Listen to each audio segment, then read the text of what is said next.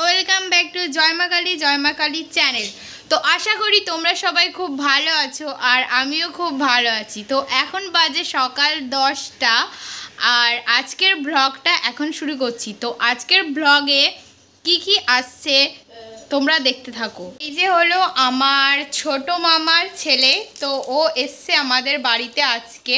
তো তার জন্য ফুটি তারপরে অনেক কিছু ও আর কি খাচ্ছে এখন। তো আজ কি রান্নাও হচ্ছে তোমাদেরকে সেটা বলবো। তো চলো রান্নাঘরের দিকে গিয়ে দেখা যাক কি রান্না হচ্ছে। কি রান্না হচ্ছে বলো। এই যে ভাইপো এসেছে, তো চিংড়ি মাছ দিয়ে পটল দিয়ে তরকারি করব।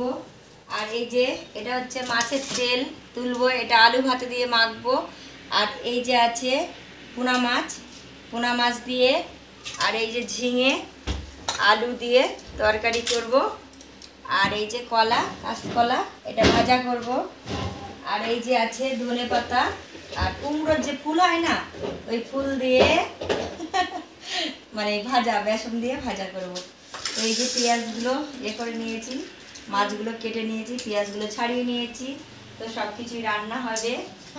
তো রান্না বান্না বেশ জমিয়ে খাওয়া হবে। একটা আত্মীয় এলে তো খাওয়া দাওয়া করতেই হবে, তাকে না দিলে ভালো মন্দ কি হয়। তো ওই জন্য ওকে সকালে এনে দিয়েছি, দেখলে তো তোমরা, মানে জুসগুলো বলে পিসি জুস খাবো তো ওগুলো এনে দিলাম। আর এই যে বাজার করে নিয়ে এসছে।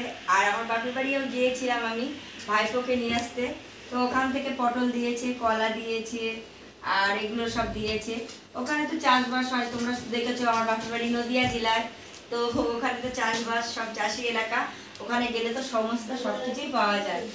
তো আমি একটা কথা বলছিলাম, তো খুবই মানে গুরুত্বপূর্ণ কথা।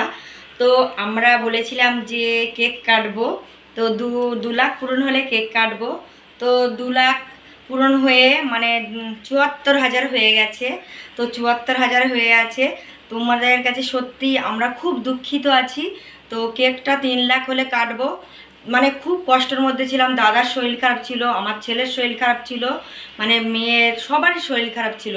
মাঝে পড়ে খুব প্রচণ্ড পরিমাণে ছেলের পা ভেঙে গেল, মানে দাদারও ভাইয়ের খুব জ্বর, শরীর খারাপ, হসপিটাল সব জায়গায় গিয়েছিলাম। তো গিয়ে ওগুলো করতে পারিনি। তো আমাদের যতই কষ্ট আসুক, যত বাধা আসুক, 3 লাখ পূরণ হলে আমরা কেকটা কাটবো। তো সবাই সাবস্ক্রাইব করো চ্যানেলটাকে, লাইক করো। আর সবাই যেমন ভালোবাসা দিচ্ছিলে ভালোবাসা দাও, কমেন্ট করো। তো তোমরা সবাই সুস্থ থেকো, ভালো থেকো, এটাই বলছি। সবাই ভালো থেকো। তোমরা দেখলে আজকে কি রান্না হচ্ছে। তো এখন রান্না হোক, তারপর আমরা খাওয়া দাওয়া করব। তো ব্লগটা এই পর্যন্ত রাখছি, আবার দেখা হবে পরের ব্লগে।